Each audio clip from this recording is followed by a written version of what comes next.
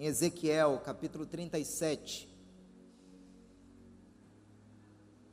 Ezequiel, capítulo 37.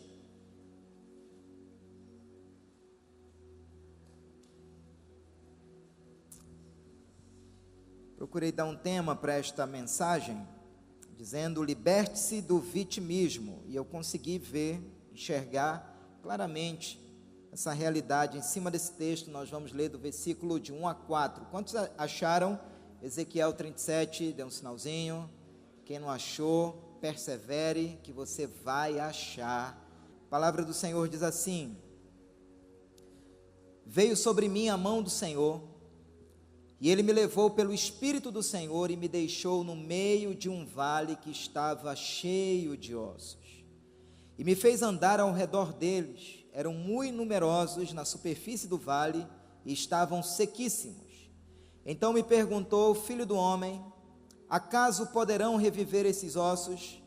Respondi: Senhor Deus, tu sabes. Disse-me ele: profetiza a estes ossos e dize-lhes: ossos secos, ouvi a palavra do Senhor. Irmãos, eu acredito que essa é uma das palavras mais poderosas na vida cristã, essa palavrinha chamada esperança. Por conta do pecado de Adão, nós estávamos perdidos, nós estávamos condenados. O inferno para você e para mim era pouco. Estávamos completamente sem vida, sem Deus, sem salvação, sem unção, sem glória de Deus. Assim como Ezequiel se levantou com uma voz de esperança sobre aquela nação, eu vejo de igual modo que a cruz do Calvário foi uma voz de esperança para a minha vida e para a sua vida. E a partir do momento que tivemos um encontro com a cruz, tudo mudou na nossa vida. Sim ou não? E hoje eu estou aqui nessa noite, nesse púlpito, como uma voz de esperança para a sua vida, como uma voz profética para a sua vida, para lhe dizer que todo caos que hoje lhe assola, que todo problema que hoje lhe angustia, tem jeito. Sabe por quê? Porque o poder de Deus faz na nossa vida o que ninguém faz. Pastor, mas os médicos já deram laudo. O poder de Deus pode mudar todo laudo. Pastor, mas a causa na justiça já está basicamente perdida. O poder de Deus pode mudar todo esse quadro. Alguém aqui que ainda crê no poder de Deus? Alguém aqui que ainda crê no nome de Jesus? Alguém aqui que ainda crê no sopro do Espírito Santo? Aí eu comecei a olhar para esse texto aqui, queridos, e cheguei a uma conclusão: que existem muitas pessoas na vida vivendo como reféns do vitimismo, achando que aquilo que elas estão sofrendo hoje é por causa de alguma circunstância que elas viveram na vida. Gente que está dizendo assim na vida: a minha vida é assim, um caos, a minha vida está assim, péssima, por causa do tipo de criação que eu tive, por causa da educação que eu recebi, por causa do meio que eu recebi. Irmãos, esse povo aqui tinha tudo para dizer assim: não tem mais jeito para a gente, nossa vida vai ser esse caos aqui, nossa vida vai ser vale de ossos secos para sempre. Eles tinham tudo para dizer isso, porque era isso que a realidade estava dizendo. Era isso que a circunstância estava estabelecendo. E a gente vai encontrando pessoas até mesmo dentro da igreja, que elas estão vivendo debaixo dessa síndrome. Ah, pastor, eu nunca vou ser bem sucedido profissionalmente, financeiramente, ministerialmente, porque o meio onde eu vivi colaborou para isso, contribuiu para isso. Sabe, pastor, estou vendo o tempo passando e eu não consigo me estabilizar financeiramente. Estou vendo o tempo passando e eu não consigo vislumbrar a possibilidade de um casamento. Estou vendo o tempo passando e não consigo ver o alvorecer do meu ministério, do meu chamado. E aí, queridos, em nome dessa fala, em nome desse pensamento, a gente vai estabelecendo decretos sobre a nossa vida. A gente vai estabelecendo sentenças sobre a nossa vida, como se não tivesse mais jeito. E se isso não fosse o bastante, muita gente vai vivendo a vida cristã assim, acusando o diabo. Ah, pastor, minha vida está assim, porque o diabo está se levantando furiosamente. Pessoas dentro da igreja, achando que nasceram para perder, que nasceram para sofrer, que nasceram para não dar certo, elas não conseguem vislumbrar um futuro melhor. Era assim que Israel estava se vendo. Olha o versículo 11 aí. Olha o que eles disseram no versículo 11. Os nossos ossos se secaram, e pereceu a nossa esperança, e estamos de todo exterminados. Era assim que eles se viam. Os nossos ossos secaram, pereceu a nossa esperança. A gente não tem mais um pingo de fé, a gente não tem mais um pingo de crença, a gente não confia mais em nada, não confia mais em ninguém, não confia mais nem em Deus. Pereceu, morreu a nossa esperança, estamos completamente exterminados. Sabe, queridos, pasmem vocês, mas existem pessoas assim na vida. Elas olham para os seus problemas e elas chegam a essa conclusão de nunca se levantar, de nunca melhorar, porque elas não acreditam mais, elas não confiam mais, elas perderam completamente a fé. Elas estão dizendo para si próprias: não tem mais jeito, nós somos fracos.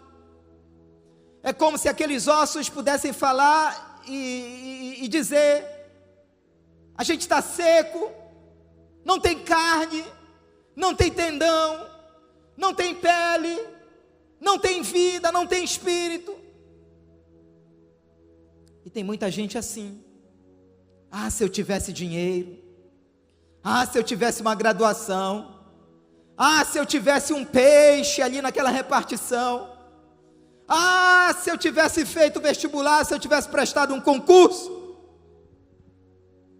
ah, se eu tivesse a unção da fulana de tal, do fulano de tal. Nós vamos fazer aqui algumas considerações em cima desse texto.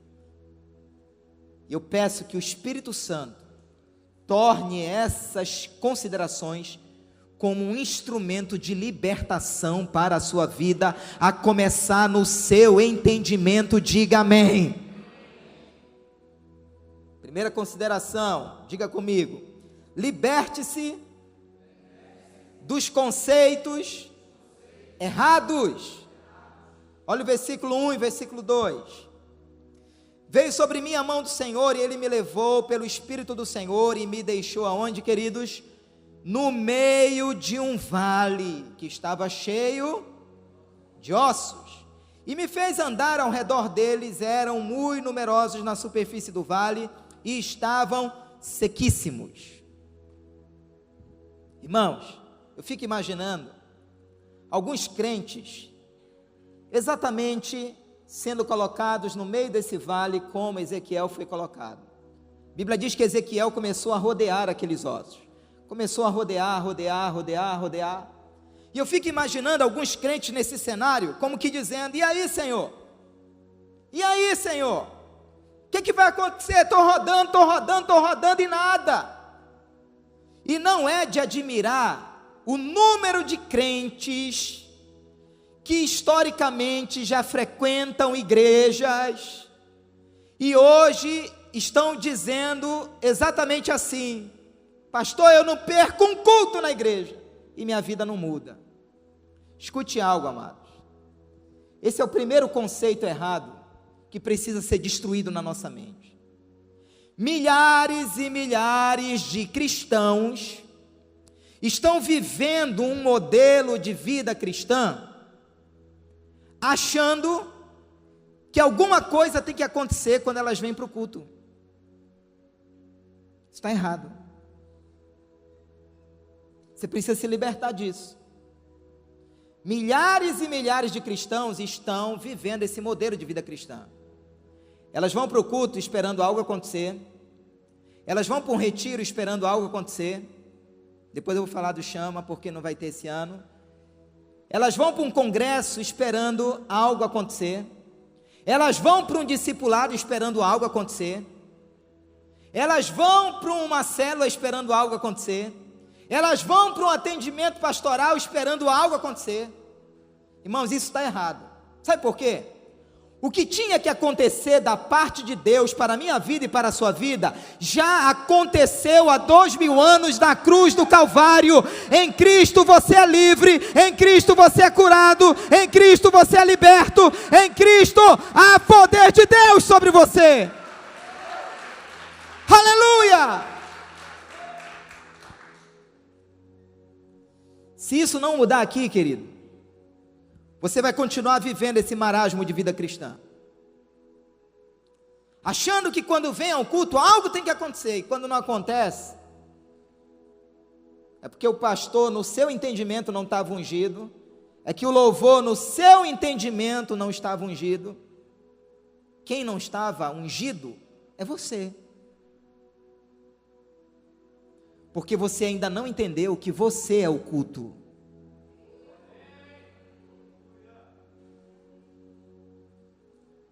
A nossa linguagem nos trai. Eu vou ao culto, perdi o culto. Acabe com isso. Sabe quando foi que começou o culto na sua vida? No dia que você aceitou a Cristo como seu Salvador e Senhor, começou um culto que não terminou até hoje e não vai terminar, e ele vai perdurar por toda a eternidade. Se esse paradigma não mudar aqui, querido, você vai continuar assim. Mas se esse paradigma mudar aqui, você vai chegar num lugar como esse aqui, como Davi. Alegrei-me quando me disseram, vamos à casa do Senhor. Já chega alegre, já chega ungido, já chega dando glória a Deus. Tem algum glória a Deus aqui hoje?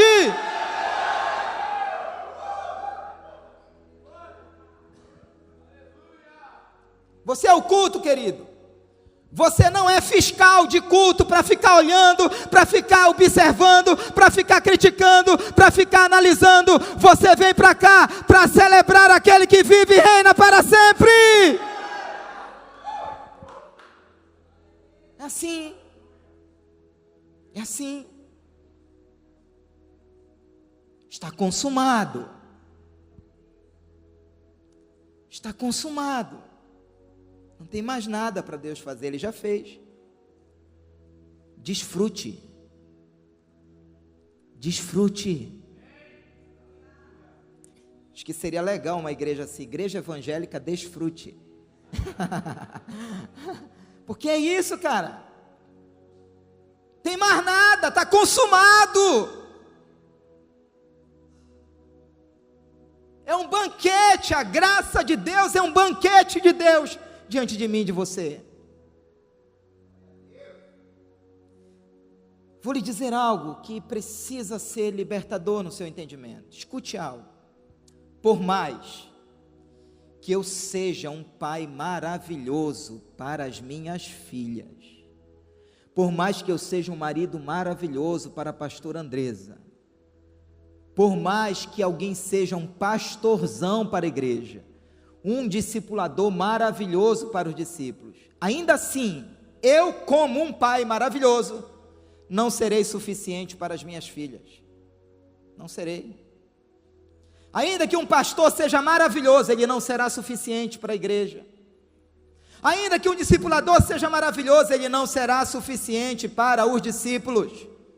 Isso significa dizer, queridos, que Cristo, de acordo com 2 Coríntios capítulo 3, versículos 5 e 6, diz que Cristo é a nossa suficiência. Cristo é a nossa suficiência. O meu papel para com as minhas filhas é canalizá-las para Cristo. O meu papel como pastor é canalizar vocês para Cristo. O meu papel como discipulador é canalizar vocês para Cristo. E se um líder religioso, e se um líder espiritual não entender isso, ele fica querendo viver, querendo ser um popstar, querendo ser a estrela, querendo ser a fonte, e ele não vai conseguir, porque um dia isso cansa.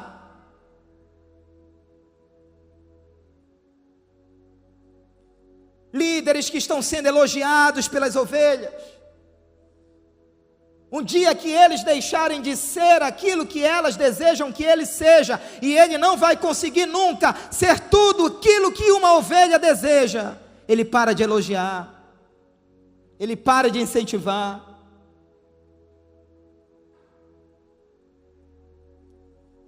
Quando nós não fazemos de Cristo a nossa suficiência, a gente fica dependente um do outro, esperando um do outro.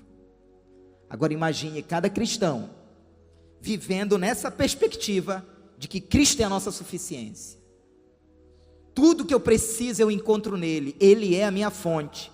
Imagine, Tiago, você chegando assim aqui e eu chegando assim aqui, e a gente se relacionando nesse prisma. Vai ser algo poderoso no nosso meio, a presença de Deus será intensa no nosso meio.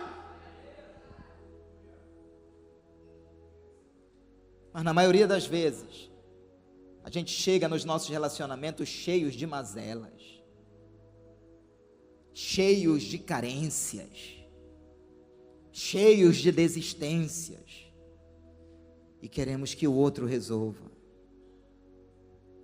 Cristo em vós, a esperança da glória. Não vivo mais eu, mas Cristo vive em mim. Ainda que a figueira não floresça, ainda que a oliveira minta, ainda que não haja gado nos currais, todavia eu me alegrarei no Senhor, Ele é minha fonte, Ele é minha suficiência. Me alegrarei no Deus da minha salvação. Ele é Ele, não é o pastor, não é o discipulador, é Ele que fará os meus pés como os da corça e me colocará em lugares altos.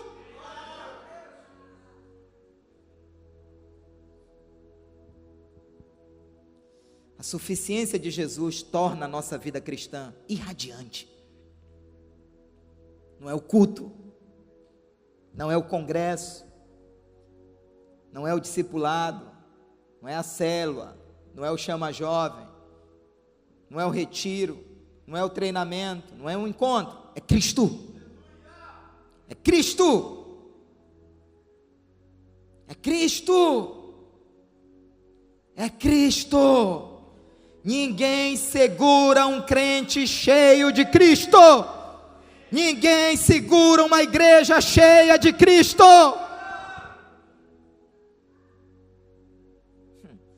O versículo 1 diz que o Espírito não foi o diabo não, irmãos. Certas lutas, cuidado, para você não estar atribuindo ao diabo. Foi o Espírito que levou Ezequiel e colocou Ezequiel no meio de um vale. Tem crente que está tão carnal que logo diria, foi o diabo,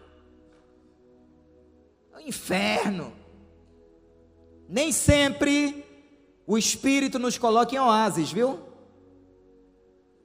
Viu?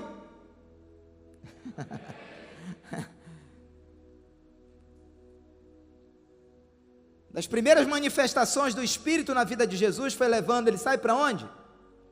Para o deserto, para ser tentado 40 dias e 40 noites pelo diabo.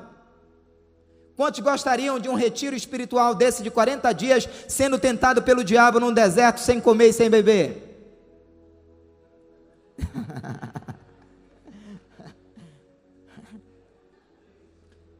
Sou IBMA, retiro espiritual da IBMA, 40 dias no sítio, sem comer, sem beber, sendo tentado pelo diabo. Um mês de divulgação, quantas inscrições? Só do Mateus ali inscrito. É, querido. Porque a gente quer uma vida no Espírito, sempre sendo levado aos oásis. Mas Deus quer nos ensinar com os vales, eu posso ouvir amém? Amém. Deus quer nos ensinar com os desertos, eu posso ouvir amém? Amém. Quer? Quem foi que levou Ezequiel para o vale mais alto? O que é que ele viu no vale? Ô pastor, eu queria ver uma chave de uma Ferrari. Queria uma experiência assim, pastor, que o Espírito me levasse a me ver assim, numa mesa, dirigindo uma grande empresa, uma multinacional. Escute, querido, esse é um outro conceito errado na vida cristã que precisa mudar aqui. Nós queremos uma vida cristã que Deus nos mostre aquilo que a gente quer ver e não aquilo que Ele quer mostrar. Está errado. Irmãos, nós somos vasos. Se for preciso, Deus pega esse vaso e quebra para fazer um novo.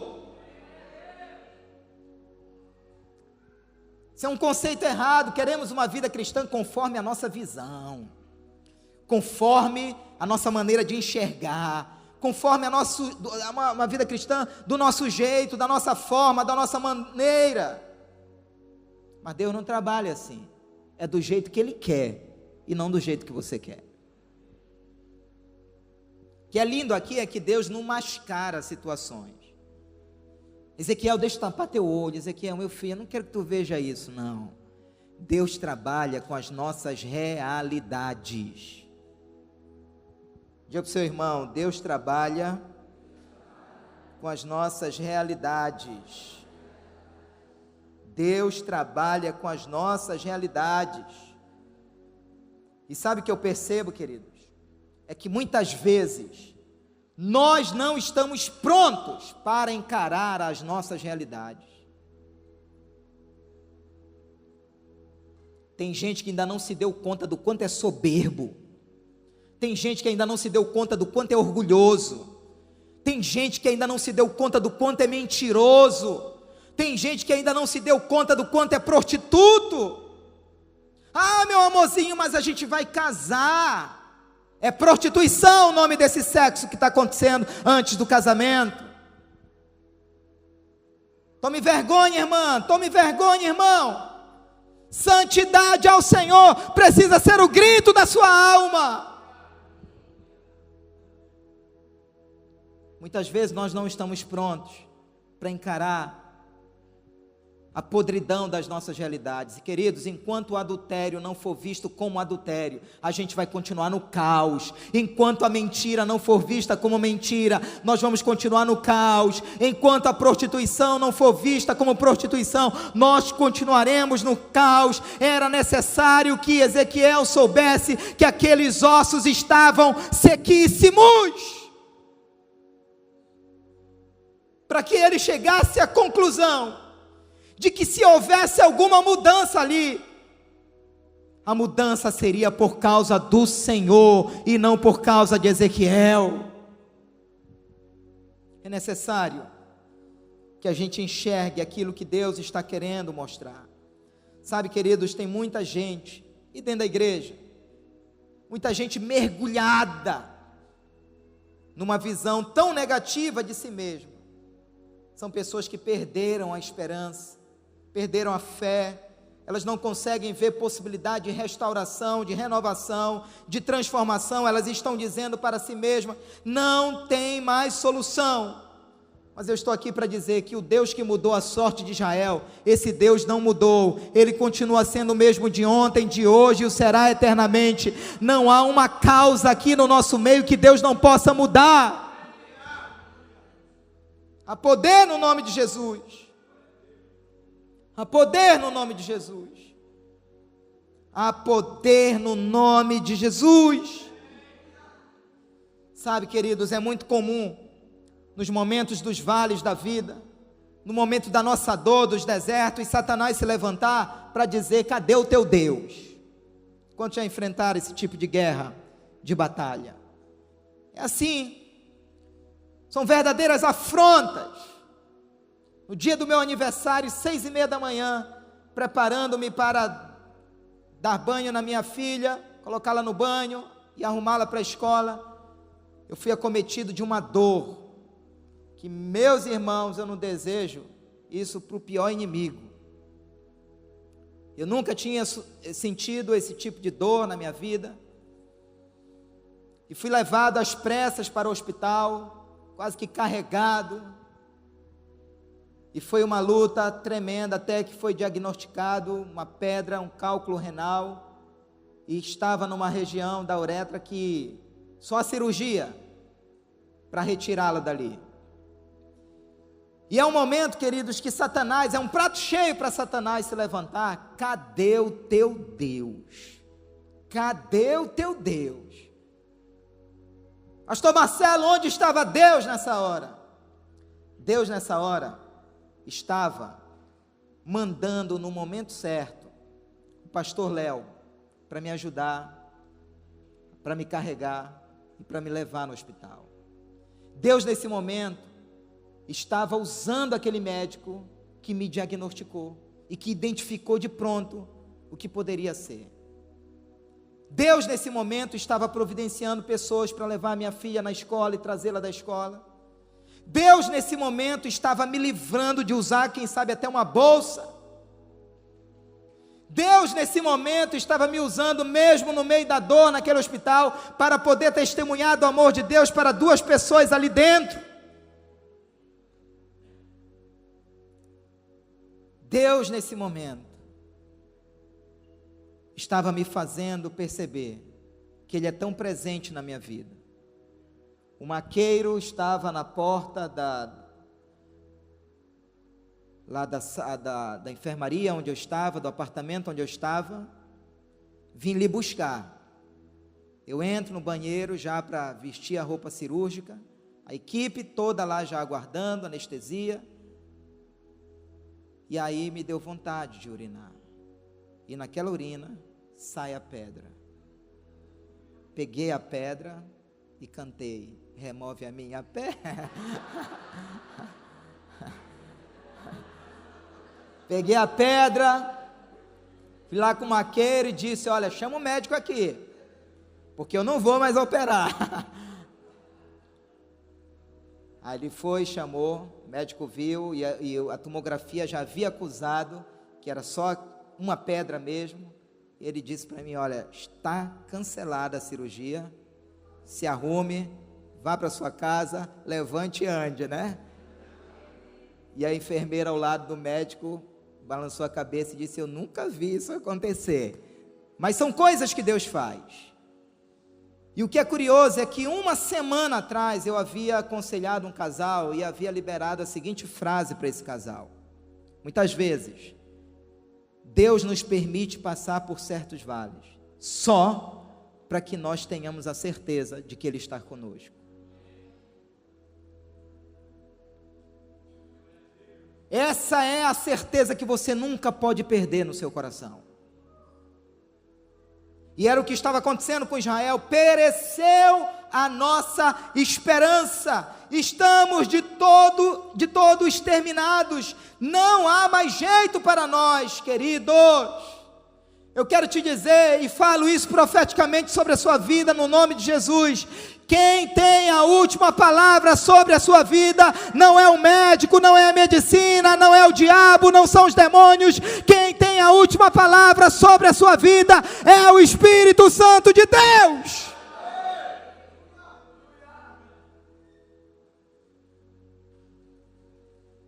Talvez aquela fornalha, você vai ter que passar por ela, mas ali naquela fornalha, você vai ter a certeza de que há um quarto homem ali com você. Nenhum fio de cabelo de Sadraque, Mesaque e Abednego se perdeu, se queimou. Eles não saíram nem com cheiros de fumaça dali, mas eles saíram dali com uma certeza de que o quarto homem esteve ali com eles. Diga para o seu irmão: não perca a esperança. Não perca, sacode ele, não perca a esperança. O versículo 3 diz assim: então me perguntou o filho do homem: acaso poderão reviver esses ossos? Respondi: Senhor Deus, tu o sabes. Irmãos, esse é um outro conceito, esse é um outro problema. Muitas vezes, por não termos a visão de que o Espírito é poderoso para mover todas as coisas da nossa vida, a gente acaba vivendo esse marasmo aqui. Quando você não tem a visão de que é o Espírito que move todas as coisas, você acaba vivendo isso aqui. Deus pergunta para Ezequiel: por acaso poderão viver esses ossos? Tu sabes, tu o sabes, eu não sei de nada. Quando você não tem a visão de que é o Espírito Santo que move todas as coisas na sua vida, você vive essa indefinição aqui, sempre transferindo o problema para os outros, sempre achando que os outros têm que resolver o seu problema. Irmãos, existem problemas na nossa vida de ordem moral que serão resolvidos a partir do momento que a gente tomar vergonha na cara, sim ou não? Não precisa nem repreender o diabo, é só tomar vergonha, parar de olhar site de prostituição na internet.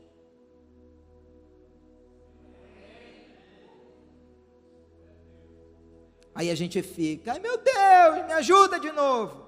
De que se queixa o homem? Irmãos, 99,9% das nossas queixas são decorrentes das nossas atitudes, sim ou não? São. Eu preciso vigiar, eu preciso estar atento.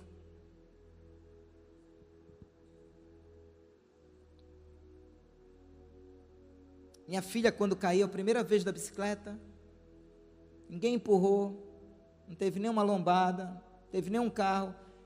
Eu digo: como foi, filha? Pai, eu estava olhando assim para o lado, olhando para o lado, em vez de olhar para frente, caiu. É assim mesmo. Quando você tira os olhos de Jesus, quando você perde o foco da santidade, você cai, sim ou não? Às vezes não tem ninguém te empurrando, não é nem demônio. Às vezes, irmãos, às vezes eu fico pensando que o diabo é um costa larga de primeira. Eu contei essa história aqui do irmão Genésio. Chegava toda semana com o pastor, ore por mim, porque essa semana o diabo se levantou e eu menti. Aí o pastor orava. Semana seguinte, pastor, ore por mim, porque eu adulterei essa semana, mas foi o diabo, pastor. O pastor orava pelo irmão Genésio. Pastor, ore por mim. Terceira semana, porque o diabo se levantou e eu enganei, mas foi o diabo, pastor, ore por mim. Irmão, teve um dia que o pastor não aguentou, botou a mão na cabeça do Genésio e disse assim: Genésio, sai do diabo em nome de Jesus.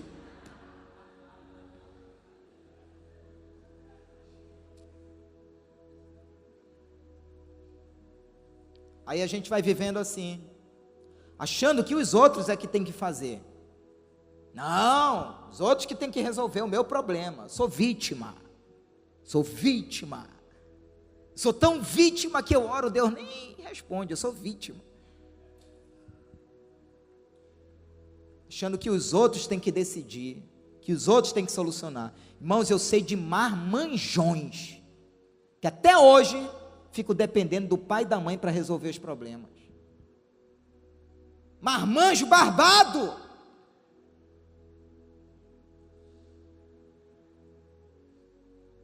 Não, a igreja que tem que resolver. Não, a igreja vai pagar minhas contas. Vai botar crédito no meu celular. Vai nessa. Te repreender. Isso é um encosto na tua vida. Não, meu discipulador vai ter que resolver. Querido, mude esse conceito. Quem resolve todas as coisas na nossa vida é o Espírito Santo de Deus.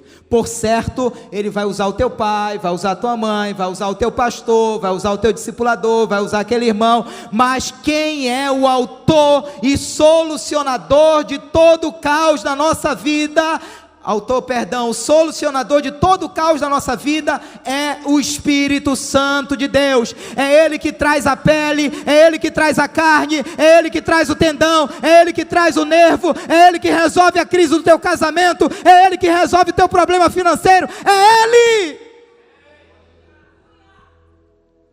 É Ele. É Ele. É Ele. Em penúltimo lugar, Diga comigo, liberte-se do sistema de desempenho. Versículo 4. Disse-me ele, profetiza a estes ossos e dize-lhes, ossos secos, vá para o congresso. É isso? Ossos secos, vão para o culto, é isso? Ossos secos, ouvi a palavra do Senhor. Escute, amado e querido, a palavra é tudo. Um amém. A palavra é tudo. É a palavra que nos cura, é a palavra que nos restaura, é a palavra que nos sara, é a palavra que nos levanta, é a palavra que nos refrigera a alma, é a palavra.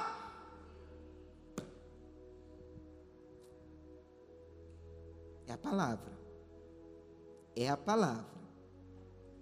É por isso que eu digo que essa cultura gospel de campanhas é uma das piores heresias dentro da nova aliança. Porque é a palavra. Não é o pregador A, B e C, não é a campanha A, B e C, é a palavra. É a palavra. A palavra é tremendamente poderosa e suficiente. O ponto de partida para o agir de Deus aqui nesse vale foi a palavra. Ossos secos, ouvi a palavra do Senhor. Irmãos, o que restaura a nossa família é a palavra. O que restaura o nosso casamento é a palavra. O que restaura o nosso relacionamento com Deus é a palavra. O que restaura a nossa vida financeira, o nosso ministério é a palavra. Quem nos restaura não são as simpatias gospel. Não, fulano disse que se eu fizer isso, se eu colocar esse copo em cima da televisão na hora da oração com água, e quando eu tomar o encosto sai. Isso é papo furado. É a palavra. É a palavra. Escute, querido. Um dia que você não quiser mais congregar na IBMA, eu faço só uma recomendação. Procure uma igreja que seja centrada na palavra. Em nome de Jesus. Em nome de Jesus. Porque a palavra é tudo. Seja todo homem mentiroso e Deus verdadeiro. A palavra de Deus é tudo. Paulo disse lá em Filipenses 1,6 assim: estou completamente certo de que aquele que começou a boa obra em vós, há de completá-la até o dia de Cristo Jesus. Irmãos, eu vejo essa declaração de Paulo dentro do vale de ossos secos, no versículo 7 de Ezequiel 37, é uma ilustração perfeita disso que Paulo falou. Ezequiel diz assim: então profetizei, segundo me for ordenado. Enquanto eu profetizava, houve um ruído, um barulho de ossos que batiam contra ossos e se ajuntavam, cada osso ao seu osso. Irmãos, a obra de Deus, ela é perfeita. O agir de Deus é perfeito. O mundo diz que Deus escreve certo em linhas tortas, é papo furado. Deus escreve certo em linhas certas. O caminho do Senhor é perfeito. É perfeito. Milhares de ossos, aqueles milhares de ossos espalhados, era um retrato da destruição do povo, o povo completamente desestruturado. E Deus agora começa a soprar naquele vale, e Deus estava agora reorganizando a estrutura óssea de cada esqueleto. Os ossos são a estrutura de sustentação do corpo humano. A medicina já comprovou que o osso, que o esqueleto, o corpo humano possui 206 ossos. Deus aqui está dizendo que cada osso estava sendo colado, se encaixando no seu próprio osso. não somente no lugar certo, mas também no esqueleto certo, diga-se de passagem. Cada osso ao seu osso, não somente no lugar certo, mas no esqueleto certo. Sabe o que é isso? Aquele que começou a boa obra é fiel para completar. Deus é perfeito. Ah, pastor, eu acho que meu marido não está na IBMA. Vou para a Universal, vou para Deus e Amor, vou para a Assembleia. Eles estão pensando a mesma coisa, queridos. Solteiros lá estão pensando a mesma coisa, achando que estão aqui na IBMA. Então espere, deixa eles virem para cá.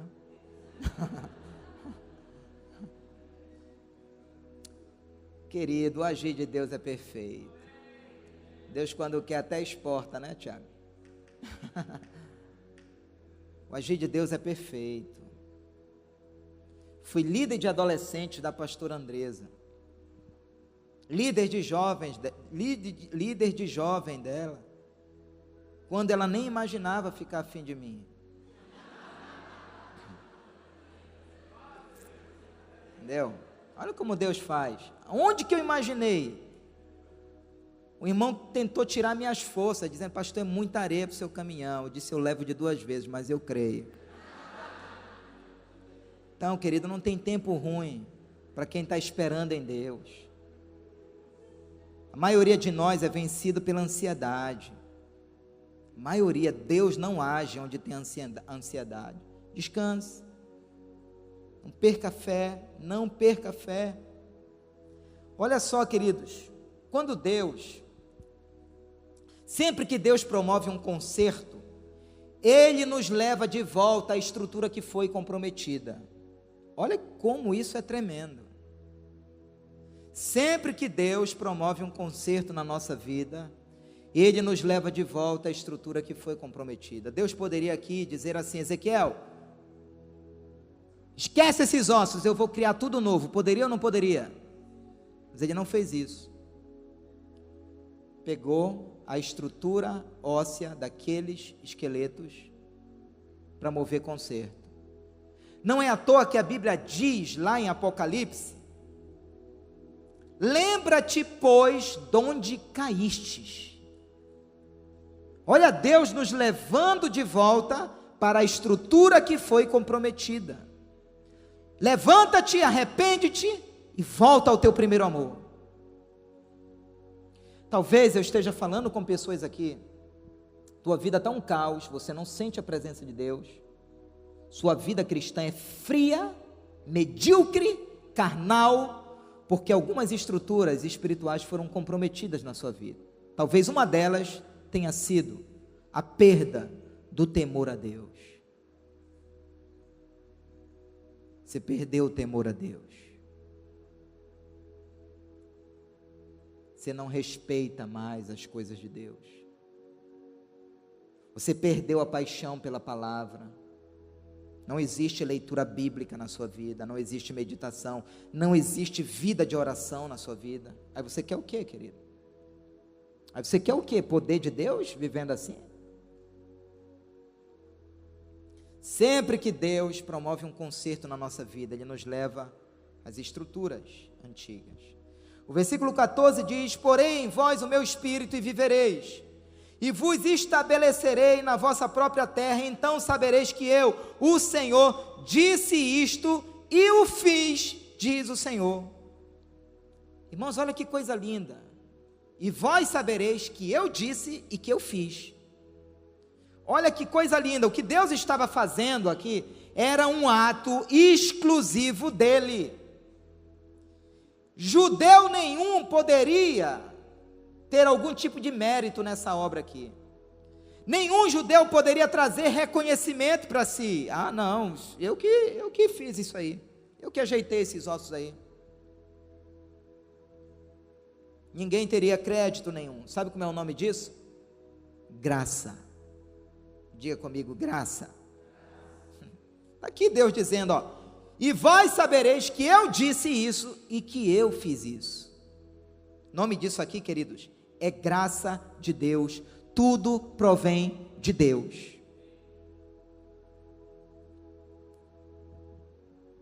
Romanos 11:36, vai mostrando que Ele nos escolheu, Ele nos chamou, Ele nos justificou, Ele nos transformou, Ele nos salvou, é Ele que nos levanta da morte, é Ele, é Ele, é Ele, é Ele. Efésios 2:1 diz assim: Ele vos vivificou, estando vós mortos nos vossos delitos e pecados. Quem nos vivificou, querido? Quem? Ele. Ele. A iniciativa de restauração aqui no vale foi 100% de Deus.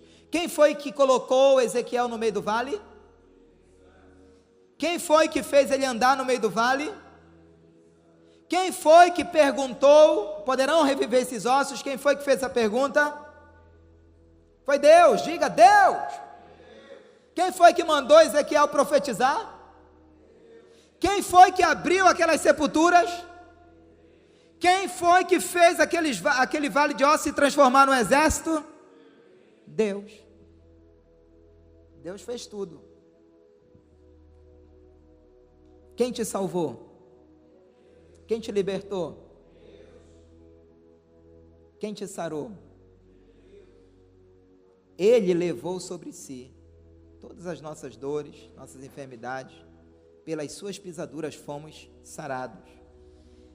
Em último lugar, diga comigo, liberte-se da postura cadavérica.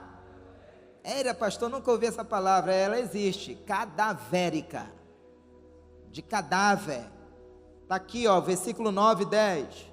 Então ele me disse: profetiza ao Espírito, profetiza, ó Filho do homem, dize-lhe: assim diz o Senhor Deus: vem dos quatro ventos, ó Espírito, e assopra sobre estes mortos, para que vivam. Profetizei como ele me ordenara, e o Espírito entrou neles, e viveram, e se puseram em pé, como um exército sobremodo numeroso. Irmãos, olha que lindo. A visão de Ezequiel começa com um vale de ossos e termina com um exército. Diga comigo, começa com ossos e termina com um exército. E termina com um exército cheio do Espírito e da vida de Deus. Escute algo. Esse é o resultado final do agir de Deus na nossa vida. Fazer de mim e de você exército. Exército aqui é símbolo de força, de coragem, de vitória. Aí eu fico perguntando o seguinte: que vida cristã é essa que a gente está vivendo? Irmãos, que é tanto do processo, é tanto do treinamento, é tanto do retiro, é tanto do encontro, é tanto do congresso, e a gente nunca vira exército. A gente continua fraco. Eu não consigo entender isso. Que vida cristã é essa? Que é tanta da unção, é tanta da unção, é tanto do poder, mas você nunca vira exército. Sempre está se arrastando. Nunca está pronto para liderar uma célula. Nunca está pronto para discipular ninguém. Nunca está pronto para evangelizar ninguém. Nunca está pronto para nada. Querido, o resultado final do agir de Deus na nossa vida é nos fazer exército. Pode até ser que o teu início esteja sendo marcado por muita sequidão, por muita terra árida, por muito osso seco, osso quebrado, mas esse não é o teu destino final. O teu destino final é virar exército cheio do Espírito.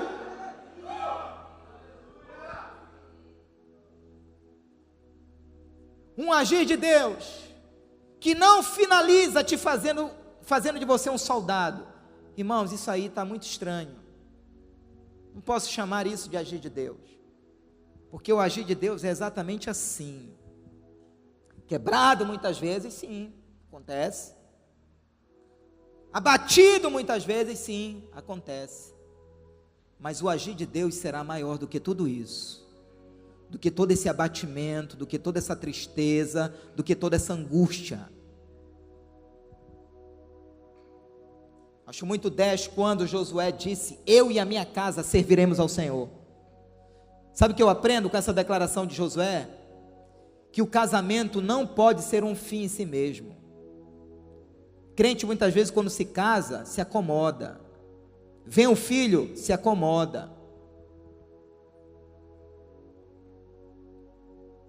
Tua família é para manifestar a glória de Deus.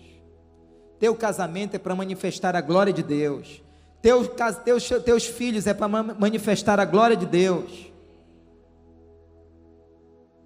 Estou lá com a Hannah, metendo a mão na cabeça dela. Tu nasceste para glorificar o Senhor. Amém, aleluia.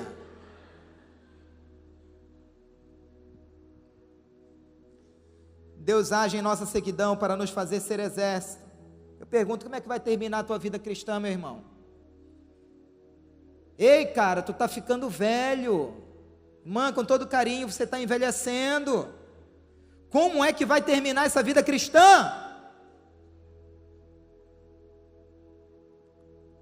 Ah, pastor, minha vida está um caos, está podre. Quando eu vejo Deus aqui revestindo aqueles ossos de pele, sabe o que eu aprendo? Deus é o Deus que cobre a nossa vergonha. Deus é o Deus que cobre aquilo que está roubando a nossa alegria.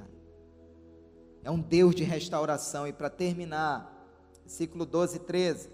Portanto, profetiza e dize-lhes, assim diz o Senhor Deus: eis que abrirei a vossa sepultura e vos farei sair dela, ó povo meu, e vos trarei a terra de Israel. Sabereis que eu sou o Senhor, quando eu abrir a vossa sepultura e vos fizer sair dela, ó povo meu. Querido, os vales dessa vida não são para destruir você, mas é para que você aprenda a ver o poder de Deus no meio desse vale. Cada vale, cada deserto, cada luta são oportunidades para vermos o agir de Deus. Ezequiel não ficou prostrado, ele reagiu, ele profetizou. Eu quero declarar nessa noite que Deus é poderoso para abrir toda a sepultura que está prendendo o teu ministério, que está prendendo a tua vida espiritual, que está prendendo, querido, a tua vida financeira. Deus é poderoso para abrir essa sepultura. Em Cristo, nós não estamos debaixo de decretos de morte. Em Cristo, nós estamos debaixo de decretos de vida. Efésios 5,14 diz, pelo que diz, desperta, ó tu que dormes, levanta-te dentre os mortos, e Cristo te resplandecerá. Pastor, eu quero que a minha vida termine como um exército. Eu quero que a minha vida cristã, nos meus últimos dias nessa terra, seja marcada por muita unção, por muita presença de Deus, por muita glória. É o que eu aprendo aqui com esse texto. Para Deus pouco importa o caos que você está atravessando agora. Pouco importa, porque Ele tem poder para te tirar daí. O que mais importa para Ele é que você se posicione como um exército. E eu quero te dizer que esse é o tempo de Deus usar você como nunca. Esse é o tempo de Deus usar você como nunca. Antes da gente orar, nós não teremos Chama Jovem nesse semestre. Nós estamos trabalhando na possibilidade de um congresso para os jovens aqui na igreja, chamando todos os nossos jovens das nossas congregações para juntos estarmos aqui. Já tentamos contato com a Helena Tanuri, com o Rodolfo Abrantes, com Douglas Gonçalves, mas esses homens e essas mulheres estão aí com a agenda já até 2017, já comprometido. Mas a gente está tentando, orando para que Deus nos direcione, tá bom? E então não teremos o Chama. Mas eu confesso para vocês o seguinte, que ninguém aqui vai morrer por causa da falta de um Chama Jovem. Nós estamos trabalhando numa linha há mais de um ano, procurando mostrar para você, e que isso mude aqui, que Cristo é a sua suficiência. Eu posso te pegar jovens aqui que já passaram por 5, 6, 7 Chama Jovem, mas a vida não mudou ainda. Então não é um retiro, é Cristo. Eu confesso para vocês que eu estou muito mais preocupado, muito mais angustiado de ver essa galeria aqui e de ver tantas cadeiras vazias aqui, do que com a elaboração de um retiro. Porque que unção é essa que a gente tanto quer, que a gente tanto busca e que a gente diz tanto que tem, que não nos faz trazer pessoas para Cristo? Muito mais do que um chama, jovem, eu quero te ver frutificando dentro de uma célula. Eu quero ver Deus levantando você para discipular pessoas. Eu quero ver Deus levantando você para trazer vidas. Para trazer vidas.